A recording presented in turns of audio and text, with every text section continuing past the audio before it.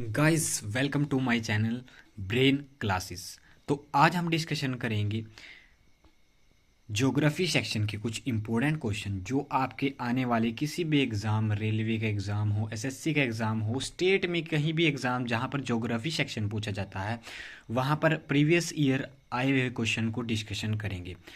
हर एक क्वेश्चन को हम डिटेल से डिस्कशन करेंगे, हम उसके ऑप्शन को भी डिस्कशन करेंगे। और अगर आपने इससे पहले किसी भी सेक्शन की वीडियो नहीं देखी है तो चैनल पर जाइए, वहाँ आपको सभी सेक्शन की प्लेलिस्ट अवेलेबल हो जाएगी। तो चलिए बढ़ते हैं अपने पहले क्वेश्चन की ओर।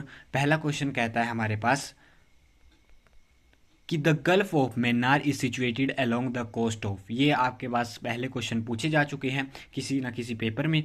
तो gulf of Mannar is situated along the coast of, तो किसके गल्फ ऑफ मैन्नार किस यानी कि मन्नार की खाड़ी कहाँ पर स्थित है? तो ध्यान रखना है आपने, ये तमिलनाडु में स्थित है। ऑप्शन नंबर ए हमारे पास करेक्ट आंसर हो जाएगा। ठीक है, ऑप्शन नंबर ए हमारे पास करेक्ट आंसर हो जाएगा। उसके बाद आती है बात कि गल्फ ऑफ मन्नार किसके साथ आपके पास बाउंड्री टच करता है? तमिलनाडु के साथ करता है, और इधर की ओर नीचे की ओर किसके, दक्षिण में साउथ की ओर श्रीलंका के साथ बाउंड्री टच करता है। और इसी के बीच में एक स्टेट बनी हुई है जिसे क्या कहा गया है? पाक स्टेट कहा जाता है। ध्यान रखना है आपने, पाक स्टेट तमिलनाडु और श्रीलंका के बीच में जल संधि है, आपने ध्यान रखना है। और तमिलनाडु के तट को किस नाम से जाना जाता है? ध्यान रखना है आपने, इसके नाम को जाना जाता है कोरोमंडल स्टेट, कोरोमंडल तट के नाम से इसको जाना जाता है। ये भी आपने ध्यान रखना है। नेक्स्ट बात आती है आपके पास केरला। केरला को किस मालाबार तट के नाम से जाना जाता है? ये आपने ध्यान रखना है। और यहीं पर आता है एक लक्षद्वीप। ठीक है, लक्षद्वीप में दो स्टेट आते हैं, दो चैनल आते हैं, ध्यान रखना है आपने। एक आता है हमारे पास 9 डिग्री चैनल। अब पूछा जाता है कई बार क्वेश्चन में आपके पास कि 9 डिग्री चैनल किसके और किसके बीच में आता है? तो 9 डिग्री चैनल आपके पास मिनी कोय, और एक आता है आपके पास अमरावती, यानी कि लक्षद्वीप की राजधानी, और करावती और किसके बीच में है? मिनी कोय के बीच में 9 डिग्री चैनल लाइज करता है। और उसके बाद आता है 8 डिग्री चैनल। ध्यान रखना है आपने, 8 डिग्री चैनल किसके बीच में लाई करता है? ध्यान रखना है आपने, 8 डिग्री चैनल लाइज करता है आपके पास मिनिकोय और मालदीव्स के बीच में लाइज करता है। ये भी आपने ध्यान रखना है। ठीक है, ये आपने कुछ पॉइंट ध्यान रखना है। और किस लक्षद्वीप किस सी में पड़ता है? अरेबियन सी में पड़ता है। इससे आपने इतना ध्यान रखना है। नेक्स्ट क्वेश्चन की ओर बढ़ते हैं। नेक्स्ट है हमारे पास what is the difference between IST यानी कि GMT यानी कि इंडियन स्टैंडर्ड टाइम और ग्रीनविच मीन टाइम। इसकी आपने फुल फॉर्म ध्यान रखनी है। इंडियन स्टैंडर्ड टाइम IST की फुल फॉर्म है, GMT की फुल फॉर्म है ग्रीनविच मीन टाइम। ये आपने ध्यान रखना है। और इसका आपको डिफरेंस पूछा है तो ध्यान रखना है अपने, ऑप्शन नंबर बी हमारे पास करेक्ट आंसर हो जाएगा। 5.5 यानी कि 5.5 घंटे आगे है हमारा टाइम जो ग्रीनविच मीन टाइम से। अब ये ग्रीनविच मीन टाइम्स पड़ता कहाँ पर है? ये ध्यान रखना है आपने, यूके के यूनाइटेड किंगडम में पड़ता है। ये आपने ध्यान रखना है, यानी कि लंदन में पड़ता है। कहने की बात ये है।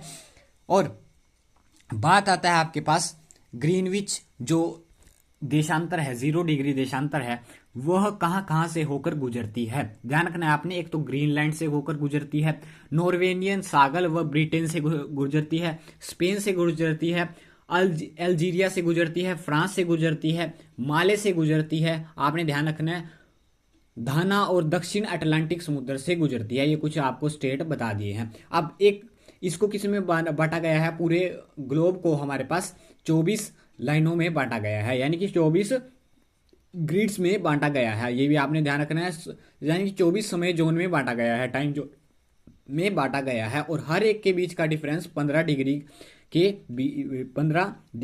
के बराबर है। ध्यान रखना है आपने, ये भी ध्यान रखना है आपने। अब भारत के जो आते हैं आपके पास, भारत से जो लाइन गुजरती है वो यानी कि 82.5 डिग्री पूर्व देशांतर की ओर गुजरती है। और कहाँ से गुजरती है? इलाहाबाद के पास एक मिर्जापुर से गुजरती है, ध्यान रखना है आपने। और बात आती है अंतर्राष्ट्रीय तिथि रेखा। अंतर्राष्ट्रीय तिथि रेखा को कहते हैं 180 देशांतर यानी कि 180 लॉन्गिट्यूडल को क्या कहते हैं, अंतर्राष्ट्रीय तिथि रेखा कहा जाता है। और ये पर कहाँ पर 1884 में क्या हुआ था, वॉशिंगटन डीसी में इंटरनेशनल मैरीटाइम कॉन्फ्रेंस हुई थी। वहां पर क्या निर्धारित किया गया था कि ग्रीनविच मीन टाइम से क्या होगी, एक टाइम लाइन गुजरेगी। ध्यान रखना आपने, जिसे हम मानक समय या समय जोन भी कहेंगे। ये आपने इस क्वेश्चन से ध्यान रखना है। नेक्स्ट क्वेश्चन की ओर बढ़ते हैं। नेक्स्ट है हमारे पास the highest peak of Nilgiri is, यानी कि नीलगिरी पीक की हाईएस्ट, नीलगिरी हिल्स की हाईएस्ट पीक कौन सी है, ये आपने ध्यान रखना है।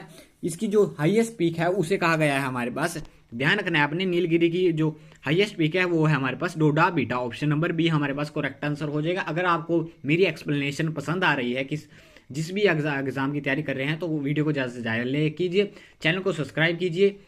और बात कर लेते हैं इसकी हाइट। अब क्वेश्चन का लेवल डिफिकल्ट करने के लिए क्या करेगा एग्जामिनर, इसकी हाइट पूछ लेगा। तो इसकी हाइट होती है 2637 मीटर। ध्यान रखना है आपने, 2637 मीटर। और ये दक्षिण भारत की दूसरी सबसे ऊंची चोटी है, ये भी आपने ध्यान रखना है।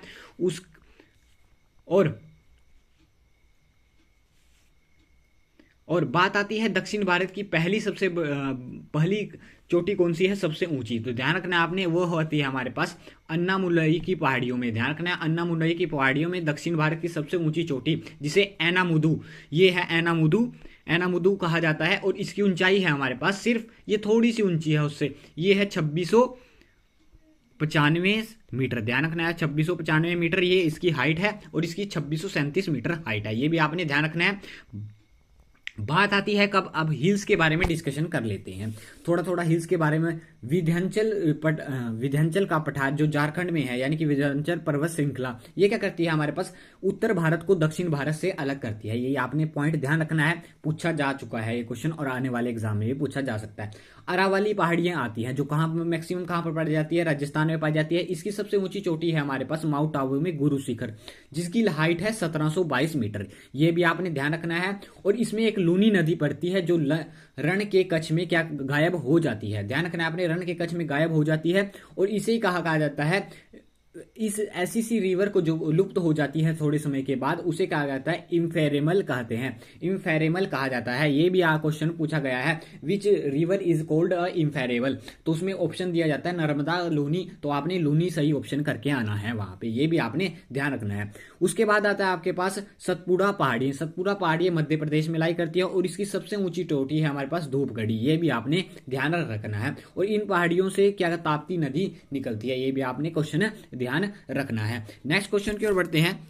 नेक्स्ट क्वेश्चन है हमारे पास, an important river of Indian desert is, तो इंपोर्टेंट रिवर पूछी गई है इंडियन डेजर्ट की, तो इंडियन डेजर्ट की इंपोर्टेंट रिवर कौन सी है, तो ध्यान रखना है आपने, राजस्थान की डेजर्ट रिवर है लूनी। ध्यान रखना है आपने, लूनी इंपोर्टेंट रिवर है। बात आती है लूनी की, जो हमने डिस्कशन करा कि अरावली की पहाड़ियों से निकलती है, और कहां पर लुप्त हो जाती है हमारे पास, रण के कच्छ में यह गायब हो जाती है, यानी कि कच्छ के रण में यह गायब हो जाती है। इसी को क्या कहा जाता है, इम्फेरल कहा जाता है। ध्यान रखना है आपने, ऐसी रिवर को क्या कहा जाता है, इम्फेरल कहा जाता है।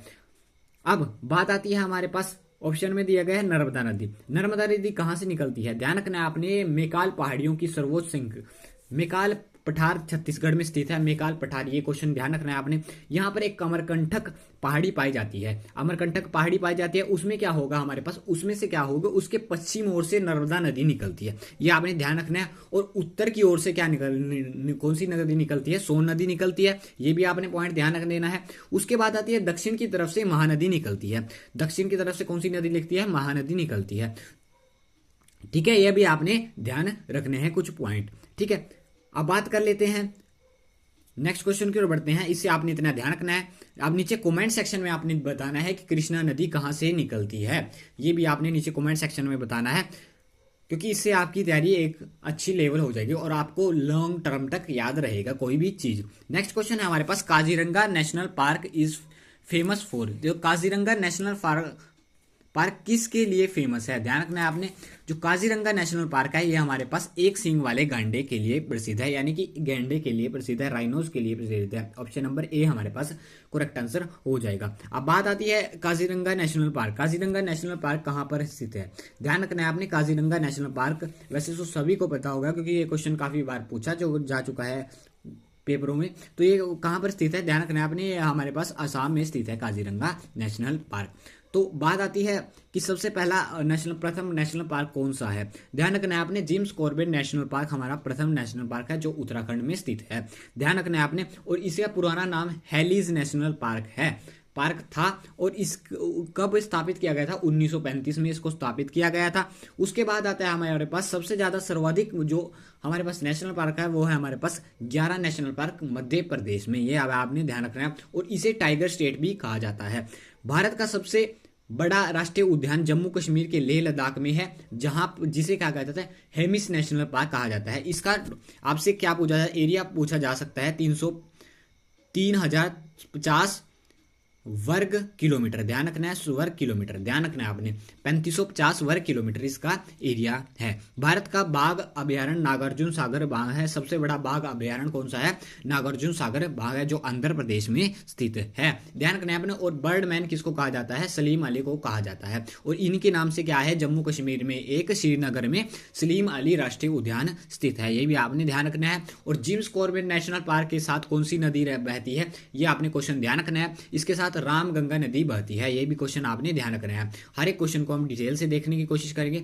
और डिचिगम नेशनल पार्क यानी कि डिचिगम सेंचुरी भी जिसे कहा जाता है, ये कहाँ पर है, ये भी हमारे पास जम्मू कश्मीर में वाले एरिया में है।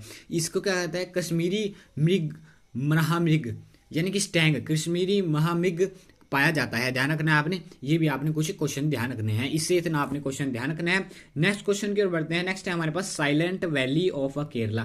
तो जो साइलेंट वैली ऑफ केरला वो फेमस किसके लिए है, ध्यान रखना है आपने, जो साइलेंट वैली ऑफ केरला है वो फेमस है हमारे पास contain the rare species of plants and animal. Option number A हमारे पास करेक्ट आंसर हो जाएगा। अब बात आती है कि हमारे पास कौन कौन से नेशनल पार्क जो है हमारे पास केरला में पाए जाते हैं। तो केरला में हमारे पास पाए जाने वाले फेमस नेशनल पार्क दो ही हैं। एक तो पेरियार अभ्यारण्य है, यानी कि पेरियार नेशनल पार्क है, जो किसके लिए फेमस है, ध्यान रखना है आपने। एक तो हाथी के लिए फेमस है, तेंदुए के लिए फेमस है, सांबर के लिए फेमस है, ये आपने तीन ध्यान रखने हैं। और एक है हमारे पास पारीबिकुलम नेशनल पार्क। पारीबिकुलम नेशनल पार्क ये भी केरला में है, ये भी किसके लिए दोबारा से, हाथी के लिए फेमस है और सांबर के लिए फेमस है। ध्यान रखना है, सांबर नील गाय के लिए भी यह काफी फेमस है, ये भी आपने क्वेश्चन ध्यान रखना है। बात आती है आपके पास अब पेरियार नेशनल पार्क से पेरियार रिवर गुजरती है, और इसमें कौन सी डैम है, पेरियार रिवर के ऊपर केरला में कौन सा डैम है, ये भी आपने परियोजना है। तो ध्यान रखना है, इडुक्की परियोजना जिसे कहा जाता है। ध्यान रखना है आपने, इडुक्की प्रोजेक्ट जिसे कहा जाता है, ये क्वेश्चन आपने ध्यान रखना है। क्वेश्चन काफी बार पूछा गया है एग्जाम में, और आने वाले एग्जाम में भी पूछा जा सकता है, उम्मीद है। नेक्स्ट क्वेश्चन है हमारे पास, yellow revolution is associated with which of the production of. तो येलो रेवोल्यूशन किससे रिलेटेड है, ध्यान रखना है आपने, येलो रेवोल्यूशन हमारे पास ऑयल सीड से रिलेटेड है, यानी कि हमारे पास तिलहन फसलें जैसे सरसों होगी, जितने भी जिससे तेल प्राप्त किया जा सकता है उनसे रिलेटेड है येलो रेवोल्यूशन।